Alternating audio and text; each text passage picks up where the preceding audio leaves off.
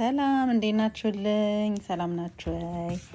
እንግዲህ አፍተር ሎንግ ታይም እያልኩ ነው። ከስንት ጊዜ በኋላ እየፎሰትኩ የምመጣው ጠፍቻለሁኝ። በጣም ብዙ ሰዎች ለምንድን ነው ያቆምሽው? ኧረ ዩቱብ እንዴት ይቆማል? ይሄ ሁሉ ተከታይ ኖሮሽ ይሄ ሁሉ ይላሉ። ግን በቃ አቁማችሁ ስትመለሱ በጣም ያለው ሞራል በጣም ነው የሚያስጠላው። ሞራሉን ብቻ ሳይሆን በቃ ብዙ እይታ ምናምን ስለማይኖረው አሁን ደግሞ ድጋሚ እንደ አዲስ ልለፋ ነው ትላላችሁ። እና ያው ዩቱብ የምትሰሩ የሚያውቁት ነው የሚሆነው። ደግሞ አሁን ላይ በብዛት እንግዲህ ዩቱብ በብዛት አብዛኛውን ሰው የሚጠቀመው ፖድካስት ነው። እና እኔም ራሱ አሁን ዩቱብ እስከፍቼ የማየው የፖድካስቶች ምናምን ካልሆነ እንደዚህ እንደ ድሮ ቪዲዮዎች ምናምን በቃ ቁጭ ብዬ ሰው የሚሰራውን ብሎግ ምናምን አናይም። ቲክቶክም ስላለ ብዙ ነገሮች ስላሉ ማለት ነው። ግን አላቆመውም ወይ ደግሞ ወደ ምግብ እመለሳለሁ። አሁን በጣም ብዙ ሰው የምግብ በፊት የምሰራቸውን ቪዲዮዎች ላይ ነው ሁሌ በየቀኑ ማለት ይቻላል በቀን 2 3 4 ኮመንቶች እንደው አነሰ ቢባል ይደርሰኛል ኖቲፊኬሽን የዩቲዩብ ድሮ የሰሩት ቪዲዮዎች ላይ ማለት ነው። እና እሱ በቃ እንዳልጠፋ ቀርቼ እንዳልቀር ያበረታተኛል። እና እንዴት ናችሁ? የተረፈ ሰላም ነው ወይ? ያው ዛሬ ደግሞ እስቲ የልጄን ክፍል በደንብ እንደዚህ ጉርጉር አድርጌ ሳጸዳ ለምን ወደ እናንተ ይዤ አልመጣም ብዬ ነው የመጣሁትኝ። ያው ምንጣፍ ያለው ቤት በእርግጥ ቤት ውስጥ ምንጣፍ ያለበት ቦታ በጫማ አውልቀን ገብተንም አናውቅም። አንድ ንጹህ ነው በቃ ብዙም ውላ አይቆሽም ቤቱ። ምክንያቱም ወደ ላይ ከጫማ በነጫማችሁ አንገባም። በቃ በር ላይ ነው ጫማም የቤት ጫማ ከውስጥ የሚደረግ አለ። በጫማ ስለሆነ አይቆሽሽም። እንደገና ምግብም ደግሞ መኝታ ቤታቸው ክፍል ይዘው አይሄዱም ልጆቼ። ምግብም ሆነ ስናክ በቃ እንደዚህ ዝም ብሎ የሚበሉ ብስኩት ዘይን የሚጠጣ ነገር ሁሉ ነገር ጨራርሰው ወደ ክፍላቸው የሚሄዱ። ስለዛ ብዙ ሁሌ አላጸዳም ሆነን ለመናገር ቤቱን እንዲህ ልጆች ቤት ነው በጣም ቆሸሸ አልልም። ያው ልጆቹን ከፍ ስላሉ በርግጥ እና ደግሞ አሁን ድሮ ትንሽ የቤት ውስጥ እያለን በጣም ይቆሽሽ ነበር። ምክንያቱም ኤቭሪቲንግ የምናደርገው እዛው ነበር። እና ቤትም ትንሽ ሰፋ ባለ ቁጥር የእሱም አድቫንቴጅ አለው። ምክንያቱም ሁሌ አንድ ቦታ ላይ ስለማትሆኑ በተደጋጋሚ የምትሆኑበት ቦታ ላይ ነው የሚቆሽሸው። እና ግን አቧራውን እንዴት ብሎ ከየት እንደሚመጣ አታውቁትም። ያው መስኮት በየቀኑ ስለሚከፈት ይመጣልና አጸዳለሁኝ። ያው እንደዚህ ዲፕ ክሊን የማደርገው ከስንት አንዴ ነው። ቢያንስ ምናልባት በወር አንዴም ምናምን ነው የሚሆነው እንጂ ከላይ ዝም ብዬ ነው የማጸዳው። አቧሮቹን በእርግጥ አነሳለሁኝ። ግን እንዲህ ሶፋዎች ስፌ አልጋዎች ስፌ ውስጥ ቁም ሳጥኖች ውስጥ ምናምን ብዙም አላጸዳም። ግን ሳጸዳ እንደዚህ ነው በቃ ጎልጉዬ የማጸዳው። እና ይሄው እንደዚህ ፊት ለፊት ቪዲዮ ላይ ሲሆን ያለ አይመስልም። ግን በጣም አቧራ ቆሻሻ አለው። ያው የእቃ ማጠቢያ ሳሙናን የተጠቀምኩት አቧራውን ለማንሳት 2 አይነት ጨርቅ ተጠቅሜያለሁ። አንዱን ለማድረቂያ አንዱን ደግሞ በጣም የቆሸሸውን ፓርት ላይ አቧራውን ለማንሻ ማለት ነው። ከዛ ጥጉን በአቧራው ጎንበስ ብዬ በእንትኑ አጸዳለሁኝ። ከዛ በማሽኑ ደግሞ ማሽኑን ነቅዬው ጥጉን በደንብ ስለማያጸዳልኝ እንደዚህ ሙሉን ስታጸዱት ነቅዬ በቀጭኑ ፓርት ደግሞ በደንብ አጸደዋለሁ ማለት ነው። መስታወት ማጸዳው በውሃ ብቻ ነው። ውሃ ከዛም ማድረቂያ ደግሞ ያው ኪችን ታወል ደግሞ ወይ ጠንካራ ቲሹ ስላለኝ በሱ ነው። ግን በደረቅ ጨርቅም ማድረቅ ይቻላል። ያው እና ያው ብዙም አሁን ላይ ብዙ ሚዲያ ላይ የተለያየ የቤት ማጽጃ አይነቶች ይመጣላችኋል። በቃ የቱን ልግዛ የቱን ልጣል ነው የምንለው። እና ያው ዋናው ሳሙናም በቃ ይኸው የእቃ ማጠቢያ ሳሙና ያጸደዋል። ለመናገር ብዙም እንትን አይደለም። እሱን ከዛ ማለቅለቂያ አቅማችን በፈቀደው የተለያየ ዋናው ማጽዳቱ ነው አቧራው መነሳቱ ምናምን ነው እንጂ በቃ አሁን ማስታወቂያዎቹም ላይ ብዙ ሰውም በቃ ለቢዝነስም ብሎ ይሄን ማጽጃ ይሄን ሞልቢያ ይሄ ማድረቂያ እንደዚህ እያለ ይጠቀማል። ግን እኔ ስቲል በድሮ ላይ ነው ያለሁት። እና በቃ እንግዲህ የልጄን ቤት እንደምታዩት አቧራውን በደንብ አጽድቼለታለሁኝ። ከዛ በምንጣፉን አድርቄያለሁኝ። ከዛ እዚህ ጋር ትንሽዬ ሼልፍ አለኝ የቡክ እንትን ማለት ሼልፎች። እሱን ደግሞ ያው ቡኮች ላይ አቧራ በደንብ ነው የሚስበው በጣም። እና እሱን ረዥም ጊዜ ሆኖኛል ካጸዳሁት። ለዛ ቡኮቹ እንዳለ አወጣለትና አቧራውን አጸዳለታለሁኝ። ልጄ በጣም በቃ ሁለቱም ልጆቼ አንዱ እንደውም ትልቁን እያየ ጎብዟል። ልጄ ከድሮም ጀምሮ በጣም መጽሐፍ ማንበብ ይወዳል።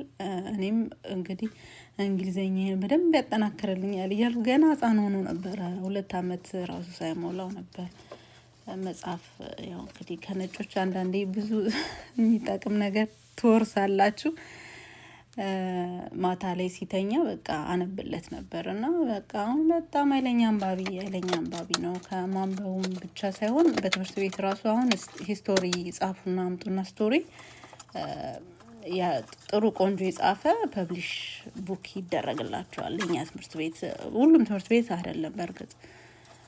እና አሁን ልጄ በቃ ወደ 3-4 ቡክ ፐብሊሽ አድርጓል። ግን ይሄን የምላችሁ ሙሉ ቡኩን አይደለም። አሁን ቅድም እንደውም ቪዲዮ አስገብቻለሁኝ እማሳያችሁ ይሆናል። ቡኮች ውስጥ አንድ ፔጅ ነው ለአንድ ሰው ማለት ነው። ታሪክ አጭር ታሪክ ናት። የልጆች ያቅማቸውን ማለት ነው። ያው ለማበረታታት ነው በእርግጥ። እና አንድ ፔጅ ለአንድ ተማሪ አንድ ፔጇ ላይ ለአንድ ተማሪ ፐብሊሽ ስማቸው ከስር ይጻፍና ፐብሊሽ ይሆናል። ያው እሱን ታሳትማችሁ ታወጣላችሁ። በጽሁፍም በታሪክም አለ። አንዳንድ ደግሞ አንዳንድ ትምህርት ቤትም አንዱ ትንሹ ልጅ አሁን ስዕል በጣም ይወዳል እና እሱ ስዕል ነው ፐብሊሽ ያደረጋቸው ስዕል ስሎ እሱ ላይ የእሱ ማለት ነው። እና ይሄ አሁን 2 ቡክ ነው የጻፈው። 3 አሁን እንደውም ከዚህ ከእንትን በኋላ ሌላ ተጨማሪ 2 ቡኮች ወደ 4 ቡክ ፐብሊሽ አድርጓል። ይሄ ፊት ለፊት ያገኘሁት ስለሆነ ነው። ይሄን እንደምታዩት ያው ስማቸው የሰው ፕራይቬሲ እንዳይወጣብኝ የብዙ ተማሪዎች የትምህርት ቤቱ ነውና አንዷ ፔጅ ናት እቺ ከፊት ከአንድ ፔጅ የምታዩት አሁን የአንድ ልጅ ተማሪ ነው እና የልጅ አሁን የሆነ መሀል ፔጅ ላይ ወደ 37 ነው ምናምን ፔጅ ላይ ነው ያለው። እና ያው ይሄን ለማሳየት ያህል ነው ያወጣሁት። እና ታሪኳ በቃች ናት። እሷን ነው የሚያደርጉት ማለት ነው ፐብሊሽና ምናልባት ወደፊት እለዋለሁኝ አንተ ጸሐፊ ትሆናለህ። ትንሹ ደግሞ ስዕል ምናምን ስለሚወድ አንተ ትስላለህ እንግዲህ እያልኩኝ እና የስዕሉ ይሄ ነው። ስዕሎቹ ብዙም እኮ አይደሉም ግን በጣም በቃ እንዲነሳሱ ያደርጋቸዋል። ይኸው እንደዚህ አይነት ስዕሎች ናቸው እና በቃ ጥሩ ስራቸዋል ብለው የየሁሉም ከትምህርት ቤት ውስጥ ምናልባት ወደ 9 ከነሱ ትምህርት ቤት 9 ተማሪ ምናምን ነው ይሄን እንትን ፐብሊሽ ያደረገው ማለት ነው። ያው በጽሁፍም በምንም ማለት ነው። እና ያው አዲስ የሆናችሁ ልጆች ወላጆች ከሆናችሁ በጣም የሆነ ትንሽ የሚመስል ነገር ዝም ብሎ የሚመስል ነገር ከፍ ሲሉበት በቃ ፕራውድ የምትሆኑበት ነው የሚሆነው። እና እኔ ልጄን ያው ሲተኛ ትንንሽዬ የስቶሪ የታሪክ መጽሐፎች ማታ ሁሌ ያነብለት ነበር። በዛ በጣም ኢንተረስት ሆኖ አሁን እሱም ብቻ ሳይሆን ከትንንሾቹ ደግሞ ከነሱ ያዩና ያንን ነገር ያደርጋሉና ትንሹም አሁን ሞር ኢንተረስት እየሆነ መጥቷልና አንባቢ ደግሞ ልጅ ጥሩ ነው የሚያነብሰው ጥሩ። ያው የጸሎት ቦታዬን እንግዲህ ለብቻ ክፍል በቂ ስላሌለ ያው የልጆቹ ክፍል ነው ያደረኩት ከሌላው ቦታ የተሻለ ይሆናል በሚል ማለት ነው። ትንሽ ደበቅ ያለ ወደ ውስጥ ቦታ ነገር ስላለው እዛ ጋር ይሁን ልጆቹ የተወሰነ ከፍ እስኪሉ ብዬ እዚህ ነው ያደረኩት። እና ያው አቧራ በጣም ይስባል። እዚህ ጋር ደግሞ ብዙ መጽሐፍቶች ምናምን ስላሉት በየጊዜው አይነሳሳም። ለዛ አነሳስቼ እሱንም በደንብ አቧራውን ምናምን አጸዳዳለሁ።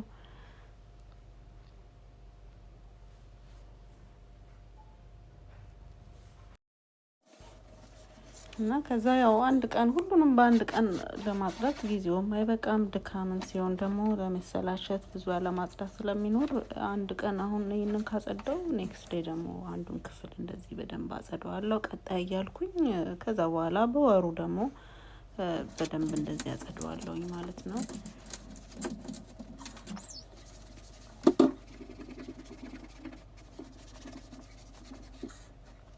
ከዛ ከጨረስኩ በኋላ እዚህ ጋር እንትን አለ በጣም ሽታው ቆንጆ ነው። ዶዶራንት ካርፔት ዶዶራንት ነው የሚለው እና በእርግጥ ኢንስትራክሽኑን ከኋላ ማየት ይኖርባቸዋል።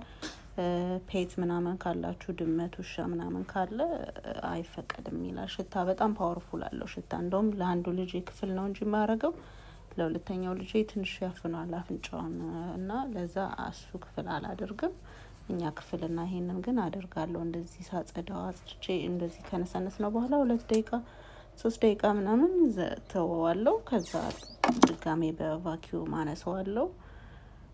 በጣም ቤቱን በቃ ጽድት ያለ ካጸዳችሁ በኋላ ቆንጆ ጠረን ሽታ ይሰጣችኋል። በዚህ መልኩ አደርጋለሁ። ቤቱ በጣም እቃ ያው ልጆች ቤት ኮተት አለ፣ እቃ አለ፣ መጫወቻቸው እሱ ስብስብ እንዲያደርግልኝ በቻልኩ መጠን የመጫወቻ ማስቀመጫ ቦክሶች፣ እቃዎች እንደነዚህ አይነት እቃዎች ምናምን ከሱቅ ሳገኝ ገዝቼ እተዋለሁ እና ከተጫወቱ በኋላ እዚህ ውስጥ ያው መልሰን እናስተካክለዋለን።